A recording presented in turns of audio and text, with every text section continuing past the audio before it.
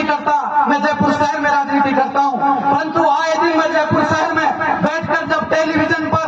बानसूर की घटनाओं को देखता हूं कि बानसूर शहर, बानसूर क्षेत्र जो लोगों की, भोले भाले लोगों को शिक्षा के लिए जाना जाता था, आज बानसूर शहर में, बानसूर विधानसभा में अगर कोई न्यूज लगती है तो इसकी लगती है कि बानसूर में दिन दहाड़े गोली चली, बानसूर में दिन दहाड़े फायरिंग हुई। साथियों, आत्मा जरूर रोती है कि जिस शहर में, जिस धरती पर मैंने जन्म लिया है, जो मेरी जन्मभूमि है, वहां पे अगर अन्याय हो, अत्याचार हो, तो ये मेरा मानव धर्म है कि मेरी आत्मा रोती है। सब लोगों के जो मंच पे बैठे हैं, मैं इनसे भी कहना चाहता हूं कि राजनीति करने का मतलब ये नहीं होता कि किसी मंच पे आए, छापा बंधवाएं, सेल्फी खींचे और फेसबुक पे छोड़ दें, क्योंकि राजनीति का मतलब ये नहीं होता कि अपनी हवाईबाजी करें, किसी के बारे में तो अपशब्द बोल दें, किसी नेता के बारे में तो अपशब्द बोल दें, खुद की राजनीति चमकाएं। मैं कहना चाहता हूं, अगर खुद की आत्मा में कोई दर्द है तो बानसूर क्षेत्र के लिए, बानसूर के लोगों के लिए अपनी आवाज उठाना चाहें, क्योंकि बानसूर के लोग,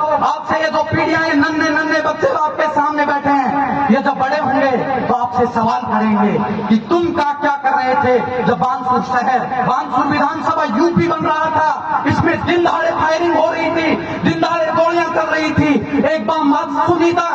यादव को दिन दहाड़े मार दिया जाता है, उसे आज तक इंसाफ नहीं मिल रहा, उसकी आत्मा आज भी चिल्लाकर तुमसे सवाल कर रही है कि जब तुम कहां बैठे थे। साथियों, मैं कहना चाहता हूं, जिन लोगों को राजनीति करते हुए, जिनके नाम से वोट मांगते हैं और उसके बाद में अगर मीडिया वाला माइक किसी के मुंह के आगे कर दे और उस नेता को, विधायक को, मंत्री को इस बात की शर्म आ जाए कि मेरा नेता सचिन पायलट है, इससे बड़ी शर्म की बात इस बानसूर की जनता के लिए हो नहीं सकती। साथियों,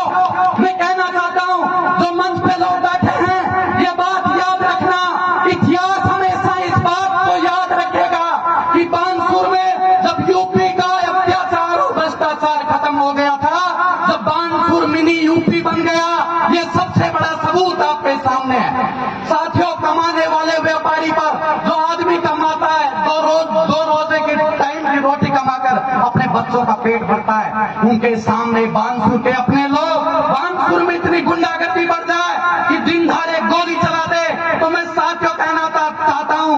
स्वर लय ताल छीन लो चाहे, स्वर लय ताल छीन लो चाहे, प्राणों से भैरव गाएंगे, और अभी भी हम चुप रहे तो आने वाली पीढ़ियों को क्या मुझे दिखाएंगे। हमारे पास मुंह नहीं रहेगा, चेहरा नहीं रहेगा कि जब तुम लोग सापे बनवा रहे थे, बानसूर में मान सम्मान करवा रहे थे, जब बानसूर की माताएं बहनें सुरक्षित नहीं थी, बानसूर के युवा सुरक्षित नहीं थे, बानसूर के युवा गोली चला रहे थे, दिन दहाड़े भ्रष्टाचार हो रहा था, जो अधिकारी भ्रष्टाचार पर लगाम लगाए, उस अधिकारी का दिन दहाड़े रिश्वतखोरी के कारण ट्रांसफर हो रहा था। ऐसे विधायक मंत्रियों को जब तुम्हारे सामने समय आए, मौका आए, तो वो ईवीएम की जो वोट की मशीन होती है, उसके सामने जाकर खड़े होकर अपनी अंतरात्मा से ये पूछना कि वोट किसको देने जा रहे हैं। क्योंकि मैंने ये सुना है, यहाँ के नेताओं को, यहाँ के मंत्रियों को ये गलतफहमी है कि यहाँ बानसूर की जनता वोट आते आते सब भूल जाती है। यहाँ के लोग कहते हैं कि जब तक वोट आएंगे, जब तक जनता सब भूल जाएगी, परंतु मैं कहना चाहता हूं, जो मंच पे ये नेता बैठे हैं, कि यहाँ की जनता भूलती नहीं है। गले गले, चौराहे चौराहे, गांव गांव जाना और ये याद दिलाना कि तुम भ्रष्टाचार की देवी, तेरे सामने हम खड़े होकर सवाल पूछना चाहते हैं। साथियों, इससे ज्यादा मैं इससे कुछ ज्यादा नहीं बोलता, क्योंकि मुझे किसी का डर नहीं लगता। मैं नेता मानता हूं आदरणीय सचिन पायलट साहब को, जो सच्चाई के लड़ लड़ते हैं, ईमानदारी के लड़ते हैं। मुझे कोई विधानसभा से यहाँ इस बार चुनाव नहीं लड़ना, पर मेरी जन्मभूमि है, सवाल खड़ा करना मेरा अधिकार है, इसलिए मैं सवाल खड़ा कर रहा हूं। मैं भोला बालक नहीं हूं, मैं यूनिवर्सिटी में पढ़ता हूं, मुझे अधिकार है लोकतंत्र में खड़े होकर सवाल करने का, इसीलिए आज सवाल खड़े होकर सवाल कर रहा हूं।